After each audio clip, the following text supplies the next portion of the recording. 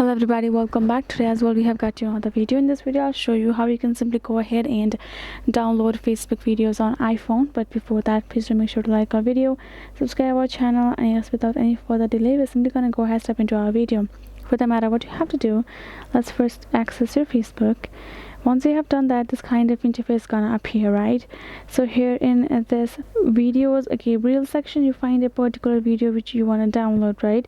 So first you'll have to tap on this three dot icon on top, and you can find this option called save to watch later, but there is no direct option for you to save it to your gallery. So for that, first of all, you're gonna go ahead, copy link of this, and then you're gonna go back and simply access your browser, Safari for your iPhone. Once you have done so, you can go to this search bar of it, go ahead, type in a Facebook video downloader, and can be fdown.net, directly a website where you can download the video.